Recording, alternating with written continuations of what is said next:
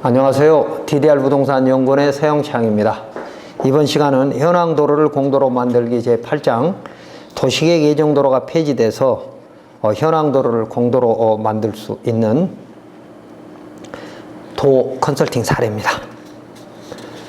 이 사례는 도시지역의 자연녹지이고 자연취락지구의 2008년 1, 2종 근린생활시설 제조업소 1종과 2종 제조업소가 건축허가를 받아서 2009년 사용 승인을 받아 공장으로 사용하고 있는데 증축할 필요가 있어 증축허가를 신청하였는데 거절된 곳입니다. 원래 도시계획시설 예정도로는 건축법 2조 1항 11호 감옥의 법정도로이므로 그 예정도로로 건축허가 가능하고 만약 준공시까지 도시계획 예정도로가 완성되지 못하면 건축법 기준에 맞는 통로만 있어도 된다고 건축행정길라잡이에서 해석하고 있습니다. 이 도면을 보면 가운데에 있는 공장에 증축을 하려고 하니까 공장으로 들어오는 진입로가 막다른 도로로서 35m를 초과했기 때문에 6m가 아니면 건축허가 될 수 없었던 겁니다. 그러니까 도시계획 예정도로는 통상 8m이기 때문에 도시계획 예정도로가 있었더라면 문제될 것이 전혀 없었던 건데 도시계획 예정도로가 없어져서 막다른 도로가 되다 보니까 그 길이가 35m를 초과하니까 너비가 6m가 돼야 되는데 현재는 4m밖에 없는 상황인 것이죠. 자, 2008년 건축허가를 신청할 때에는 최초 건축허가 때는 95년에 고시된 도시계획 도로로 건축허가를 받았고 2009년 도시계획 예정도로 선형이 변경됐다가 2016년 이 도시계획 예정도로가 폐지돼서 건축법 도로가 없어졌기 때문에 사실상 피해를 입는 것입니다. 이 증축허가를 받아야 되는 공장의 진입로는 막다른 도로이고 그 길이가 그러니까 깊이죠.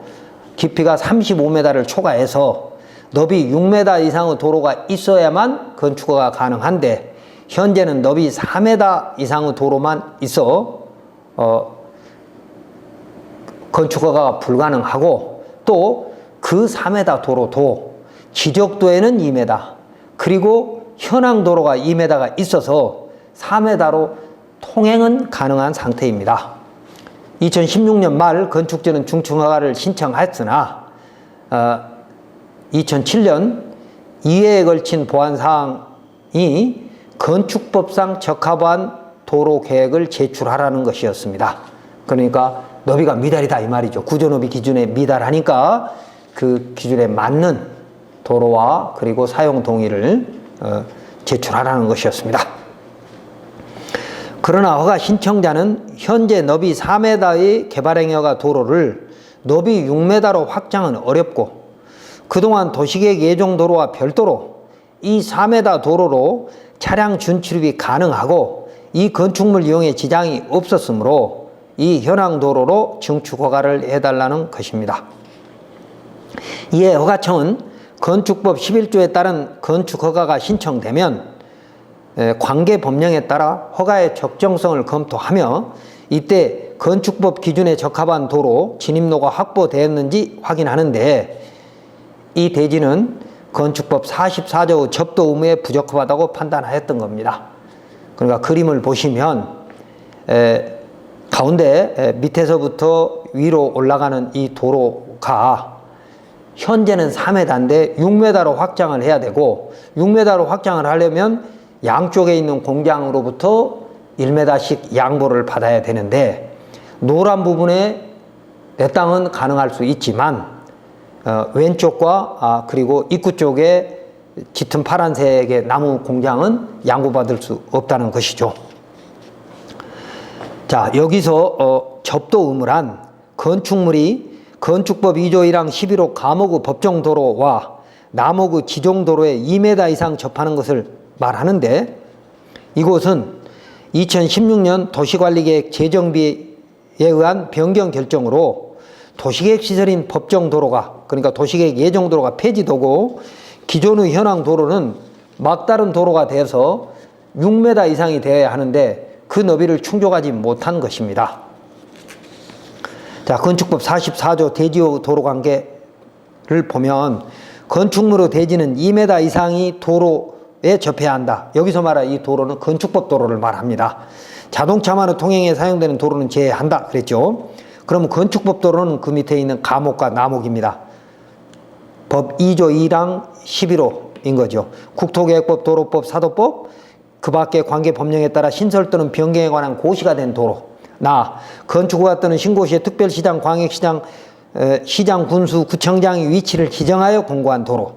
그러니까 법정도로와 지정도로에 2m 이상이 접해야 된다는 것인데 35m를 초과하는 막다른 도로는 6m 이상의 도로에 4m 이상이 접해야 합니다. 그런데 이 기준을 충족하지 못한 것이죠. 그래서 상급기관인 도컨설팅에서는 이 건축물의 증축 허가는 현행 건축법 막다른 도로 기준에 맞는 6m 진입로가 없어 허가될 수 없는 것이나 다음과 같은 조건으로 건축법의 너비 기준을 맞춘다면 증축 허가가 가능하다고 컨설팅을 하였습니다. 당초 이 공장 부지, 그러니까 건물을 보면 노란 색깔로 칠해져 있는 부분이 한 필지였던 겁니다. 근데 이 두 개 분할되면서 위의 공장에 까지는, 공장의 대지까지는 35m를 초과해버리는 것이죠. 그래서 공로에서부터, 밑에 있는 공로에서부터 밑에 있는 공장, 그러니까 노란 그 세 개 공장, 첫 번째 공장까지는 35m 미만이므로 건축법 시행령 3조 3에 의해서 막다른 도로의 깊이가 35m 이하이면 3m면 되니까 허가를 두 필지를 동시에 신청을 하면 막다른 도로 길이가 35m 초과해서 35m 미만으로 짧아져서 규정에 합당하다고 판단했던 것입니다. 그러니까 원칙은 안 되는 거지만 우아래를 한 필지로 건축허가를 넣으면 진입로의 길이가, 막다른 도로의 길이가 35m 이하로 내려가니까 건축허가가 가능할 것 같다. 다만 이때에도 해당 도로, 그러니까 진입로는 건축법 45조에 따른 도로 위치의 지정 공고가 있어야 하고, 그러니까 건축법 도로관리대장이 작성되어야 한다는 것도 포함되는 거죠. 그러니까 그 건축법 2조 1항 11호 나목의 지정 도로는 45조 규정에 따라서 도로 위치를 지정 공고해야 되니까 위치, 시점과 종점, 너비, 면적 뭐 이런 것들까지 다, 그리고 도면까지 그려져 있는 건축법 도로관리대장까지 만들어져야 되고, 개발행위 허가에서는 개발행위가 운영지침 3-3-2-1에 따라 도로 폭이 4m 이상 이해야 되는데, 건축허가를 위해서는 건축법 시행령 3조 3에 따라 도로폭이 3m 이상이면 된다는 규정은 준수하여야 된다라고 해석하여야 됐습니다. 그러니까 개발행위 허가에서 너비 기준은 면적에 따라 달라지는 거고, 건축허가는 막다른 도로인 경우에는 길이에 따라서, 깊이에 따라서 너비가 달라지는 것이죠. 건축법 45조 한번 보겠습니다. 허가권자는 제2조 1항 11호 나목에 따라 도로 위치를 지정 공고하려면 국토교통부령으로 정하는 바에 따라 그 도로에 대한 이해관계인의 동의를 받아야 한다. 그러니까 사유지를 건축법 도로로, 건축법 2조 1항 11호 나목의 지정도로로 지정을 하려면 그 사유지 도로에 소유자의 사용 승낙이 있어야 한다, 그 말입니다. 그 다음에 3항, 허가권자는 1항과 2항에 따라 도로를 지정하거나 변경하면 국토교통부령이 정하는 바에 따라 도로관리대장에 적어서 관리하여야 한다. 그러니까 도로 지정은 건축허가와 동시에 하는 것인데 지정 후에 도로관리대장이 만들어지는 것이다 라는 얘기고, 도로관리대장이 없어도 그 도로가 소유자의 사용승낙을 받아서 건축법 도로로 지정이 됐다면 그건 건축법 도로로 봐야 한다는 대법원 판례도 있습니다. 이번 시간 정리하면 지자체가 도시관리계획으로 결정한 도시계획 예정도로를 믿고 허가를 받은 국민은 지자체가 예산이 없어 비재정적 집행 가능 시설로 분류하여, 그러니까 도시계획 시설 도로로 결정한 그 도로가 장기 미집행이 됐을 때 예산이 없어서 비재정적 집행 가능 시설로 분류하여 도시계획 시설 결정을 폐지하여 도로가 없어졌다면 그 피해는 고스란히 국민한테 돌아오는 것이죠. 이 상황에서 만약 지자체가 이런 너비 6m가 확보가 되지 않는다는 규정에 얽매여서 공장 증축이 불허된다고만 하면 이 도시계획 예정도로만 믿고 공장을 설립한 국민의 사유재산권은 누가 보장해 줘야 하는가입니다. 사실 컨설팅에서는 앞뒤가 원래 한 필지였으니까 한 필지로 허가를 넣으라고 하는데 쉽지 않은 일일 수도 있습니다. 앞에 공장이 동의를 안 하면 결국 허가 못 난다는 거죠. 자, 비재정적 집행 가능 시설이란 국가 또는 지방자치단체의 재정사업으로 집행이 불가능한 시설을 대상으로, 그냥 돈이 없어서 집행을 하지 못하면 민간투자사업, 사회기반시설에 대한 민간투자법상 민자도로, 도시공원, 녹지에 관한 법률상 민간공원 등을 말합니다. 민간투자사업과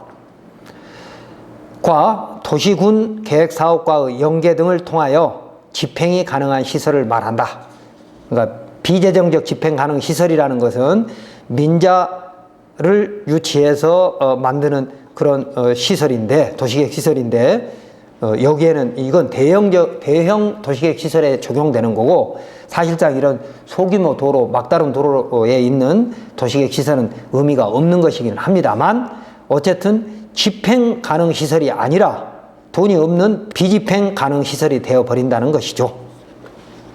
자, 지자체가 예산이 없어 장기 미집행 도시계획 시설을 재정적 집행 가능 시설로 분류하지 못하고 해제해야 할 수밖에 없다면 지난 40년간 도시계획 시설로 제한되어 상대적으로 억울했던 소유자의 사유재산권은 지금이라도 해제를 해야 하겠지만, 이때 그 예정도로를 이용해온 주민들의 이용권도 지자체는 같이 보장해 줘야 한다는 겁니다.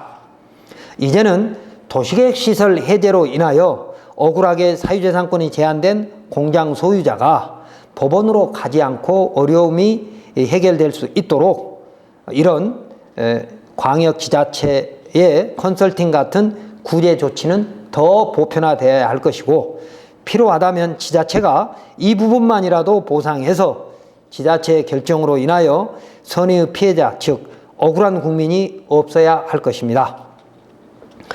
국토부는 이런 컨설팅 및 대법원 판례를 조사하여 일선 허가 공무원이 적극 행정으로 피해를 입는 일이 없도록 국민을 위해서 적극 행정을 펼 수 있는 근거, 업무 지침 등을 말합니다.